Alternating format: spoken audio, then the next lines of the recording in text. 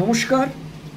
আনন্দমের কর্ণধার মাননীয় স্বপন কুমার পাল মহাশয়ের সঙ্গে আমরা এসেছি সেই বিখ্যাত আধ্যাত্মিক সাংস্কৃতিক পীঠস্থান হালিশহরে আনন্দমের অডিটোরিয়ামে উপস্থিত আছি। আমার সঙ্গে স্বপনবাবু, তিনি দীর্ঘদিন ধরে রামপ্রসাদ সেনের কর্মকাণ্ড আদর্শ জাতীয় এবং আন্তর্জাতিকভাবে ছড়িয়ে দেবার নানা চেষ্টা করছেন। রামপ্রসাদ সেনের বহু কর্মকাণ্ড এখনও বোধহয় সঠিকভাবে বাঙালির কাছে পৌঁছয়নি, অথচ বাঙালির মননে আজও ছুঁয়ে যায় ডুবদের এমন কালী বলে হৃদয় রত্নাকরের অগাধ চলে। প্রতিটা গান, যতদিন বাঙালি সংস্কৃতি থাকবে দেশে বিদেশে সর্বত্র এই রামপ্রসাদ সেন থাকবেন। আরও অনেক মনীষীর তীর্থভূমি, কাজী নজরুল ইসলাম, রবীন্দ্রনাথ ঠাকুর, নেতাজি সুভাষচন্দ্র বসু, অনেক বিপ্লবী যেমন এখানে এসেছেন, তেমনি বহু সাধকের পীঠস্থান, বিশেষ করে নবজাগরণের সেই অগ্রদূত মহাপ্রভু চৈতন্যদেব এখানে এসেছেন। আমরা সরাসরি স্বপনবাবুর কাছে জিজ্ঞাসা করব সংক্ষেপে। অনেক প্রশ্ন থাকে যে রামপ্রসাদ সেন বাঙালি কেন মনে রাখবে? রামপ্রসাদ সেনের যে 260টি গান রয়েছে, সেই গানের মধ্যে সেই সময়কার জীবন, সংস্কৃতি, বিশেষ করে হালিশহরের যে সংস্কৃতি, আমাদের বাঙালিদের যে চাওয়া পাওয়া চাহিদা, সব কিছু সেই গানের কথার মধ্যে দিয়েই আছে। তাই রামপ্রসাদ সেনের শুধু রামপ্রসাদ সেনকে জানা নয়, রামপ্রসাদ সেনকে জানলে সেই সময়ের ইতিবৃত্তটা কিন্তু ফুটে ওঠে। আর হালিশহরের মতো এরকম অনেক নগর জীবন ছিল সেই সময়কার, সেই 300 বছর আগের জীবন, সংস্কৃতি, পটভূমি সব কিছু আমরা জানতে পারি। আর রামপ্রসাদের অবদান শুধু গানে নয়, সেই সময়কার যে সমাজচিত্র আমরা পাই এখনও যেরকম আছে, তখন আরও ভীষণ কড়া সমাজ ছিল, অর্থাৎ ব্রাহ্মণ শাসিত সমাজ ছিল, যেটা আমরা পরবর্তীতে রামমোহন রায়ের যে সতীদাহ প্রথা দেখি, বিদ্যাসাগরের যে বিধবা প্রচলন দেখি, এই যে একে একে আমরা বিভিন্ন সমাজের সংস্কার দেখেছি, রামপ্রসাদ সেনের মধ্যে সেই সংস্কার ছিল। আপনি রামপ্রসাদ সেনকে নিয়ে গবেষণায় মনোনিবেশ করলেন কেন? গবেষণা ঠিক বলবো না, কিন্তু পড়তে পড়তে বিভিন্ন জায়গায় জানতে জানতে অনেক কিছু জানতে পারছি। আমার মনে হলো, হালিশহরে জন্মেছি আমি, হালিশহরের রামপ্রসাদের 300 বছর যখন পূর্তি হচ্ছে, সেভাবে কোনো নাম কিন্তু চারিদিকে নেই, সেভাবে প্রচার নেই। অথচ আমরা একটা প্রতিযোগিতা করি, আমাদের অনলাইন প্রতিযোগিতা হয় আন্তর্জাতিকভাবে, সেখানে ত্রিপুরায় দেখি রামপ্রসাদের বেশ ভালো প্রভাব আছে, তারা সবাই রামপ্রসাদকে চেনেন। আবার যখন বাংলাদেশে আমাদের প্রতিযোগীরা রয়েছে, তাদের সাথে কথা হয় যে হালিশহর, আমাদের বাড়ি হালিশহর মানে রামপ্রসাদের জায়গা, দেখলাম ভালো সারা আছে, তো বাইরে রামপ্রসাদ সবাই জানে, অথচ এখানে এসে তারা রামপ্রসাদের জায়গায় আসবে, সেই থাকা খাওয়ার ব্যবস্থাটা নেই। তারা কি করে আসবে? তারা জানে না হালিশহরটা কোথায়, কিন্তু রামপ্রসাদকে তারা কিন্তু চেনে। আমি একটু মাঝখানেই কথা বলছি। সম্প্রতি আমরা দেখলাম রামপ্রসাদ নিয়ে একটি সিরিয়াল অত্যন্ত জনপ্রিয়তা লাভ করেছেন বাংলায় ও বাংলায় সব জায়গাতেই। তা আপনার কি মনে হয় যে চিত্রনাট্য, যে অভিনয়, যে জিনিসটা দেখলাম, এটা আপনার কাছে যে রামপ্রসাদ সেন, তার সঙ্গে কোনোভাবেই মিল নেই? কারণ রামপ্রসাদ ছিলেন অত্যন্ত দরিদ্র। ওখানে আমি প্রথম দিকে দেখেছিলাম যে একটা সম্ভ্রান্ত পরিবার দেখানো হচ্ছে, কখনো না।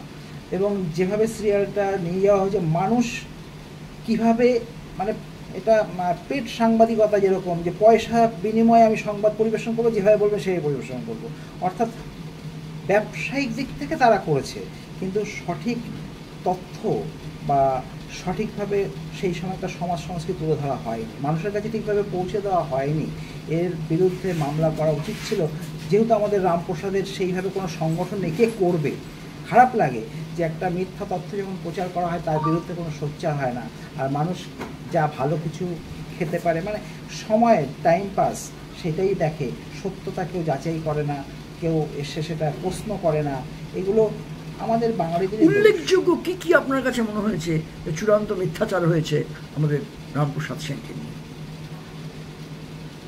রামপ্রসাদের যে মূর্তি, সেই মূর্তি নিয়েই একটা দ্বন্দ্ব রয়েছে প্রথম থেকে। আমরা গুগলে এক ধরনের মূর্তি পাই, যেটা এক ধরনের ভৌম পটুয়া 60 বছর বাদে, অর্থাৎ রামপ্রসাদ মৃত্যুর 60 বছর বাদে তখনকার বয়স্ক যারা দেখেছিলেন তাদের কথা শুনে শুনে একজন পটুয়া এঁকেছিলেন, যেটা অল্প বয়সের আমরা একটা ফটো গুগলে দেখতে পাই বা বিভিন্ন জায়গায় আছে।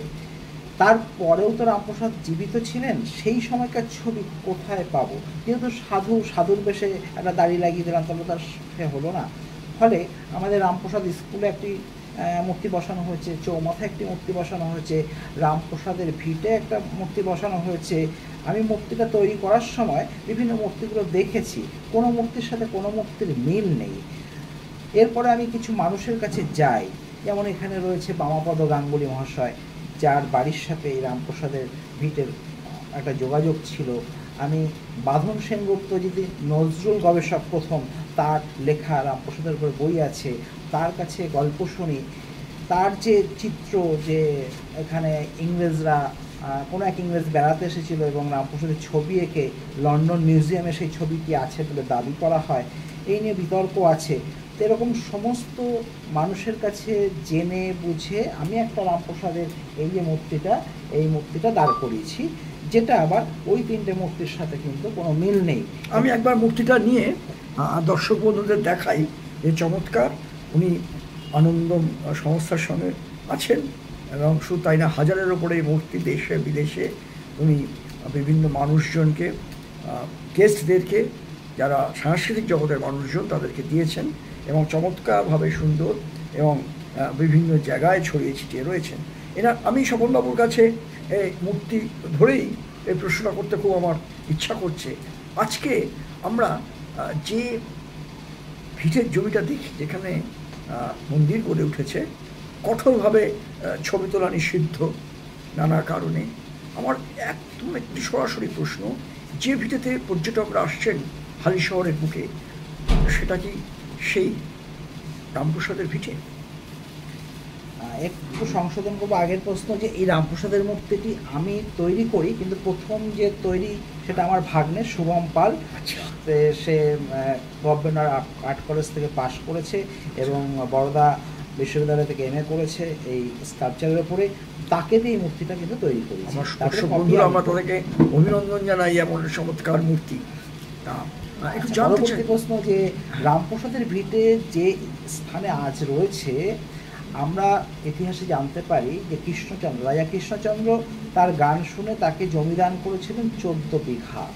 14 বিঘা জমি অনেক। রামপ্রসাদের ভিটে যেটা আছে হয়তো 2 বিঘা হবে এখন, কিন্তু তার আশপাশ এখন যেখানে রাস্তা গেছে, রাস্তা ছিল না, এই সব জায়গাতেই জমি ছিল, বা তার সামনে যে জায়গাগুলো রয়েছে, এই সমস্ত জায়গাগুলো কিন্তু রাজা কৃষ্ণচন্দ্রের দেওয়া।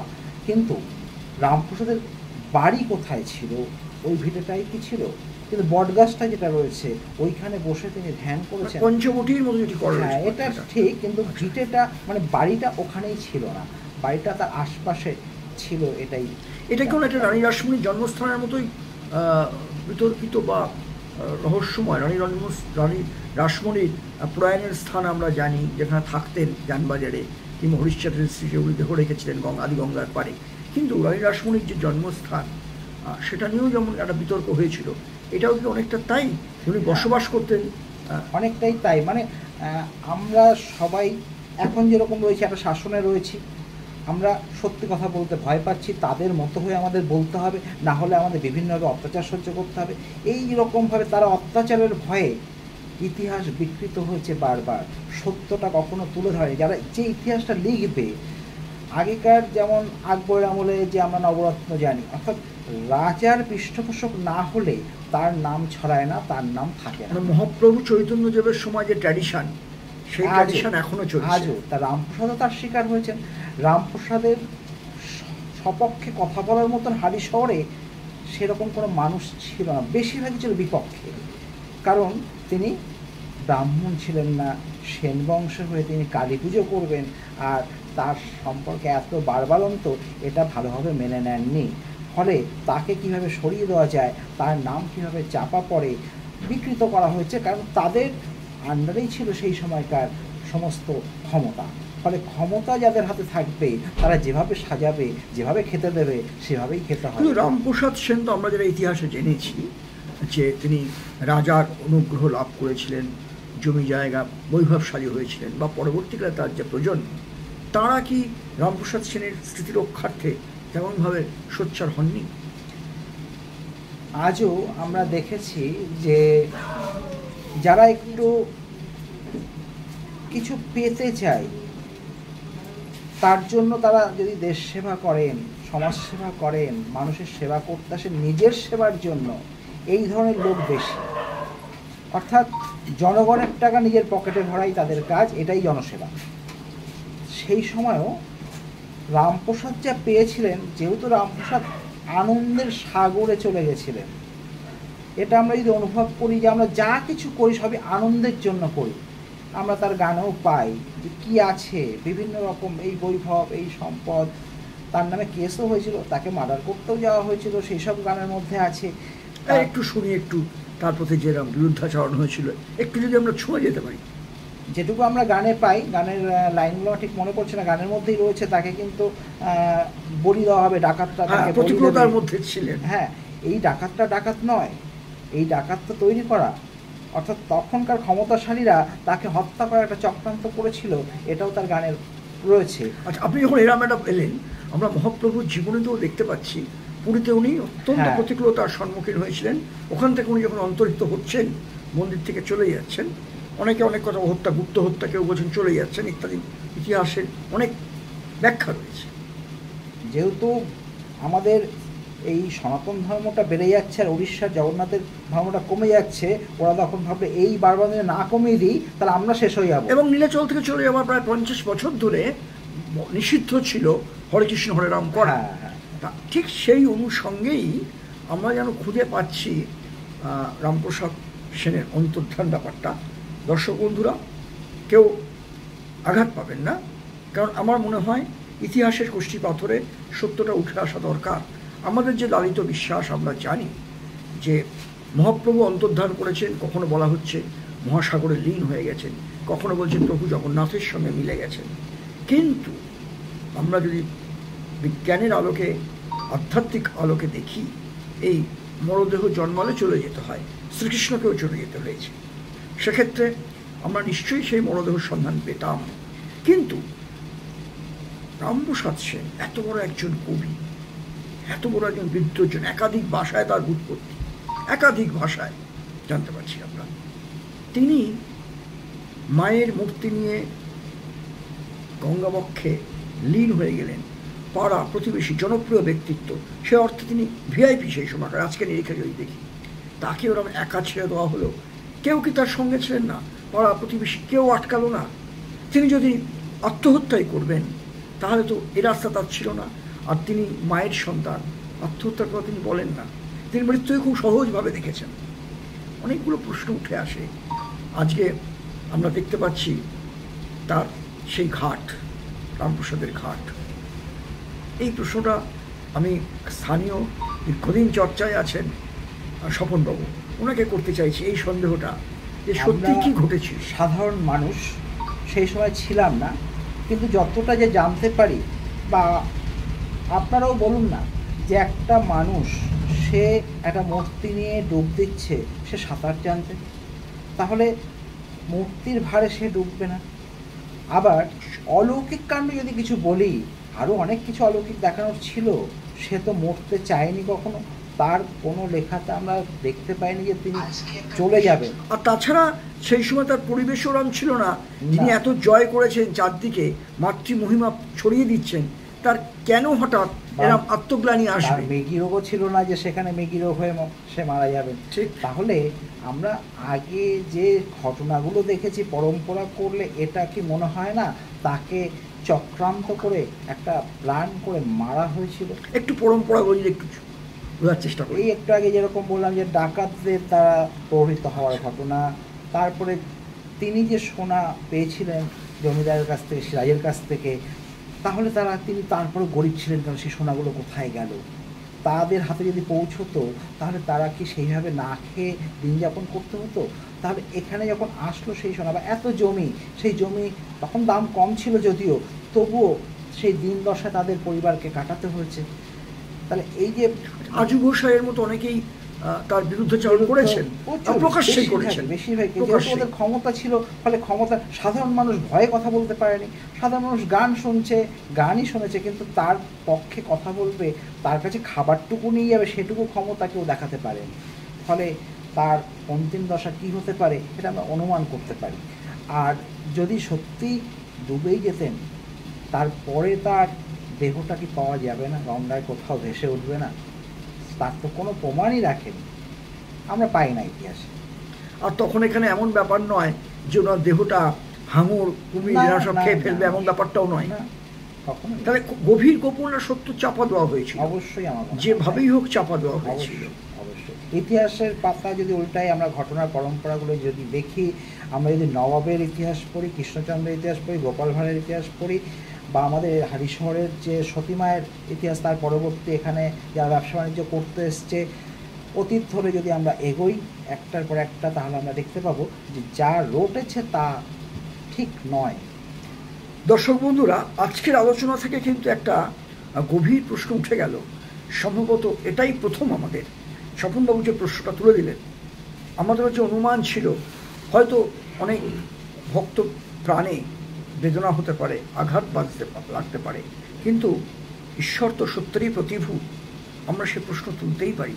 যীশুখ্রিস্ট বলেছিলেন, এরা কি করছে এরা জানে না, এদের ক্ষমা করে দিতে প্রভুর কাছে। জেসাস ক্রাইস্টের ইতিহাস আমরা জানি, তার রেজারাকশন নিয়ে জানি, বিদেশে বহু বই বেরিয়েছে। Jesus lived in India best seller হয়েছিল এক সময়। সেখানে কিন্তু এমন ব্যাপারটাই উঠে এসছে, 3 দিন পরে পুনর্জাগরণ, এবং পরবর্তীকালে দীর্ঘদিন ছিলেন।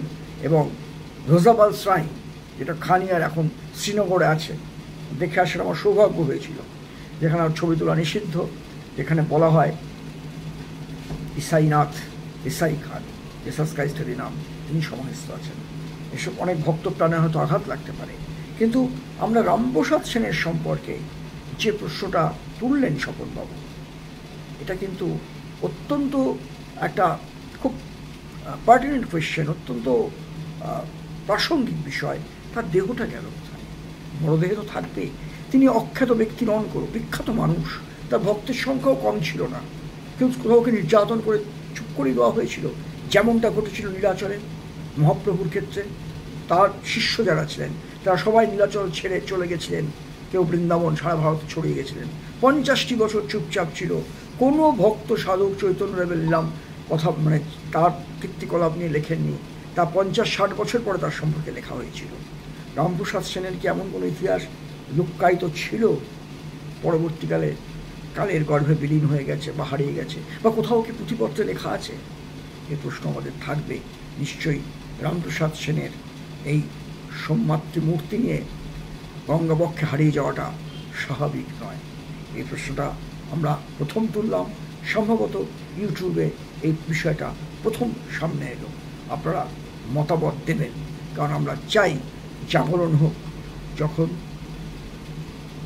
হালিশহর ঘিরে একটা জাগরণের কর্মসূচি নিয়েছেন স্বপনবাবু এবং তার অত্যন্ত ঘনিষ্ঠ পার্শ্বদরা আনন্দম কালচারাল সোসাইটির মাধ্যমে, আমরা মনে করি সত্য সামনে আসুক, বিতর্ক চলুক।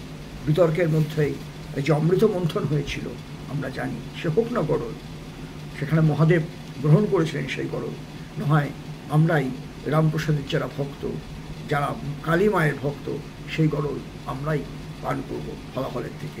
স্বপনবাবু, আপনাকে অসংখ্য কৃতিত্ব, ধন্যবাদ এই জিনিসটাকে আনবার জন্য, কৃতিত্বের দাবিদার।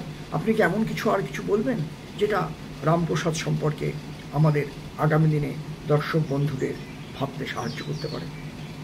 এটাই বলবো যে রামপ্রসাদ যে হালিশহরে জন্মগ্রহণ করেছিলেন, এই পুণ্যভূমিতে আপনারা আসুন, সচক্ষে দর্শন করুন সেই রামপ্রসাদের ভিটে, রামপ্রসাদের এই মাটি। আপনারা এই গঙ্গার একটু জল শুধুমাত্র গায়ে ছিটিয়ে দিন, তাহলে দেখবেন কত পবিত্র মনে হবে, নিজেকে কত উদার মনে হবে, সব আনন্দে ভাসে যেতে ইচ্ছা করবে। এই আনন্দই আমাদের থাকবে, আর সব কিছুই। স্বপনবাবুকে অনেক অনেক ধন্যবাদ। আমরা নতুন জিনিস জানতে পারলাম। দর্শক বন্ধু, আপনারাও দেখুন, মুক্ত মনে আপনারাও কমেন্টসে জানান। আমার মনে হয় সত্য সামনে আসবে।